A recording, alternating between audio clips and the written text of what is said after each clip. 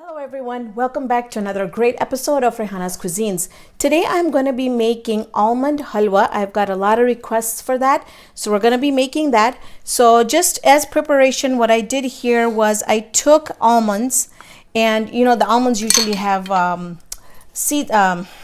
usually have skin on them.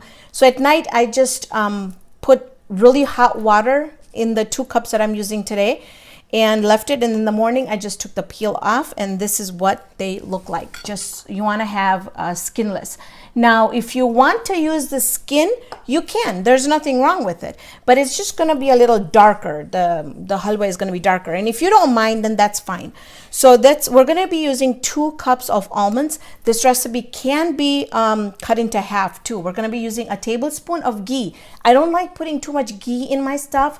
Yeah, for the halwa, I think 1 tablespoon is sufficient enough. I've made this about 4 times to come up with the perfect recipe for you all. So 2 cups of almonds, 2 cups of evaporated milk. So, and then I have 2 things here. I have sugar. You can use sugar or you can use condensed milk. Now, if you're using sugar, use about 3/4 to 1 cup of sugar. If you're using condensed milk, you want to use 2/3 cup of condensed milk. Don't use both, either or. And I'll show you what I've done with my other ones, and then we'll talk about that. I did forget my saffron. And then we also have some pistachios that I am going to top on top. Now here you can see that I made a couple just to see how this halwa is going to turn out. I wanted to try both the recipes. So I did this one here that has 1/2 cup of sugar. And then I did this one here, which has 1/3 cup of evaporated, condensed milk. Okay, so you can see right here. As far as it was hard, obviously, because I put it in the fridge. Both of them were just the same hard. Not hard, but I would say a little bit thicker. So you want to warm it up before you eat it or leave it out room temperature. This turned a little bit lighter. This one's a little bit darker. And then also as far as the taste, I found that even 1/2 cup of sugar, I found a little bit too much. But when I used 1/3 cup of condensed milk, I felt that the taste was much more richer. The halwa tasted quite a lot richer than the sugar. So when you're making this, you're going to be doing the first step, and then just add your evaporated milk or sugar slowly. Keep trying it until it reaches where you like it. Most of the recipe says 1 cup of almond to 1 cup of milk to 1 cup of sugar, which would be way too much, because in the 2 cups of almonds, I found that 1 cup was too much. So we're going to take our almonds. I have 1/2 cup here, so this is 1 cup.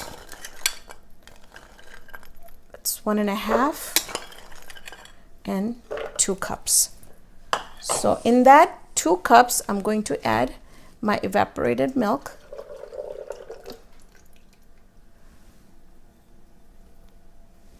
And then in here, I'm just going to measure my 2/3 cup of condensed milk.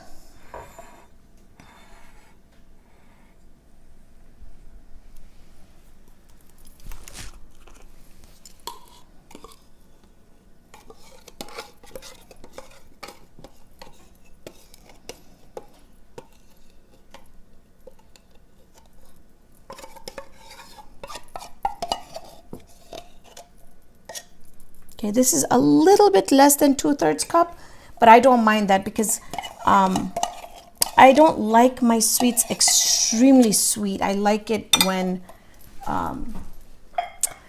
I can have it with my sugarless tea and still enjoy it.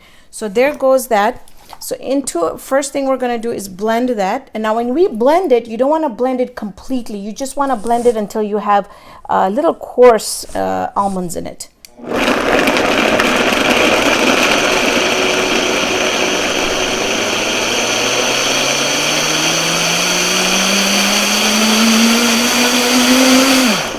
Okay, so turning my saucepan on.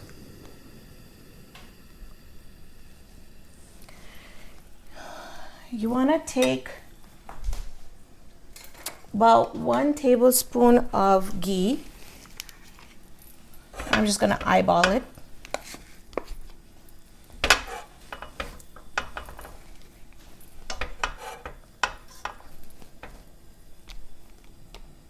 Okay, just going to turn that a little bit high so that once we get that melted.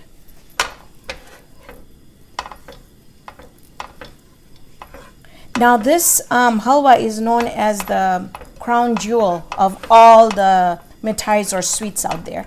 And when I was first introduced to it, I thought, oh my gosh, you know, what can beat pera, or what can beat montar or gunpak, but I don't think it can beat it, because I love desserts, but I think that it is super delicious and it's worth to give it a try, because like I said, I made it like 4 times. This will be my 5th time making it.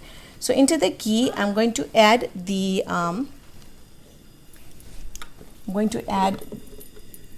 mixture in here. Now you want to watch your heat, because you want to stand right here. When you're doing this, don't do anything else, because you want to make sure once you get the milk burns, that's it, you're done. The taste, you can't get the taste out from the burnt milk. So at this point, it is on high. I will reduce it in a little bit, and you want to keep stirring it until it becomes just a little bit thicker. It's been about 2 minutes. I just turned off the camera for about 2 minutes so I can go get my saffron, and this is what it looks like. It looks quite thicker than how it was before. So at this time, I'm going to just add in about a little bit of saffron in here. And the reason why I'm adding it right now is because as it gets cooked, it's going to take out the color and the fragrance that saffron has in there. Okay, and you just want to take like a little mortar, and just when you put your saffron in there, you just want to kind of move it around and beat it just a little bit so that you can make it a little bit smaller and thinner, so it can start. You can see right here that it has already started taking out some color.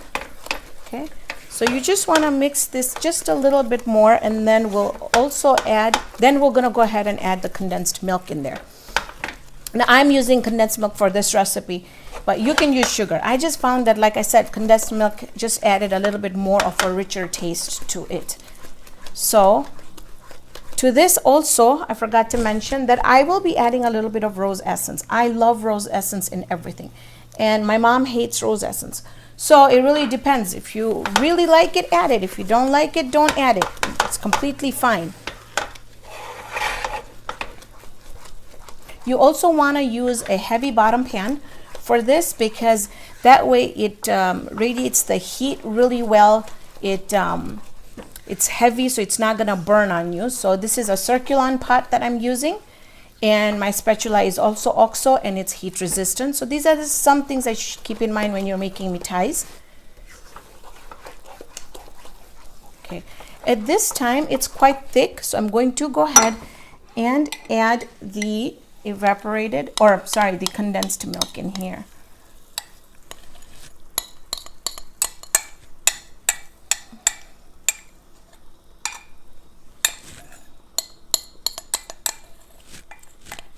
Now, if you find that your saffron is not giving out too much color, you could also use a little bit of yellow or orange food coloring in there if you want. I'd go with orange, just a little bit. Now you see how it became quite runny. So because I'm right here, I'm going to increase the temperature, and we're going to keep on stirring it and wait till it gets a little bit thicker again. You can also add pistachios in this if you like, or you could just leave it and just top it off with pistachios. With the prices of pistachio right now, I think it's just a good thing to just use it as decoration on top.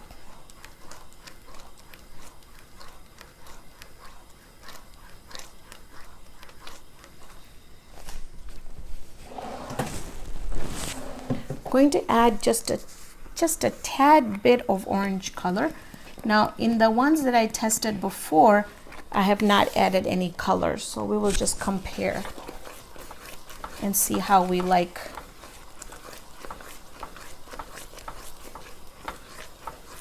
Go slowly with the colors too, with the orange color too, because once you get a lot of it in there, you basically can't take it out. But if you put less, you can always add more in there. I would like to take the time out to thank my daughter Sakina for recording. Every time when I do the videos, I will shout out who's been recording, because believe me, it's not easy. It's a lot of work. And you can tell that the heat is not low, it's quite medium high, and that's why I'm stirring continuously.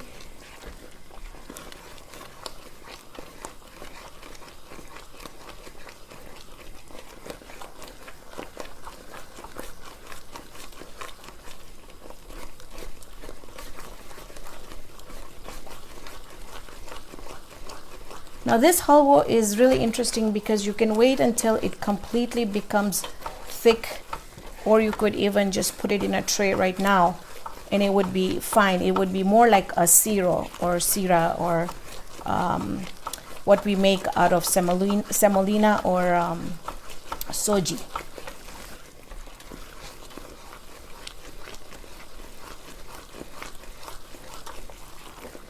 So I've been stirring this for about 3 minutes, and you can see that it's become quite thick and it's leaving the sides of the pan, and I can move it around without it sticking like the way liquid does.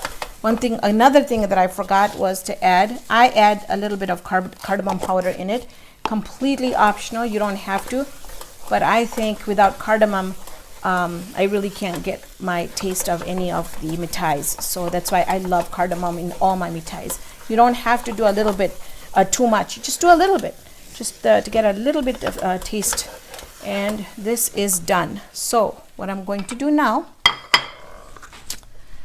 is, this pan is really heavy, so let's see if I can get it.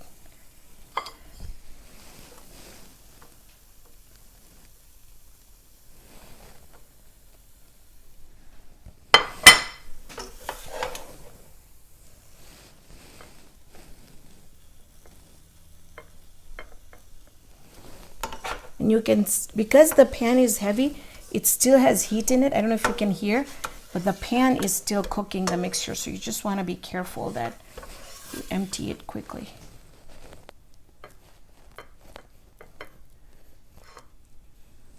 Okay, and the pan is shut off. So now all I'm going to do is take some pistachios and just decorate it just like that. Okay, so as far as comparing the colors, here it is. Just want, so you can tell that now the one that I'm doing in Gujarati, I'm going to do a yellow color. So then when I take a picture, I'm going to do the yellow color, the orange, and these, so that you can really see or decide what color you want to do yours. So now, you know, I always look for an excuse to taste test mithais because I absolutely love them. So here goes. And I love hot mithais when it gets, just when it's done.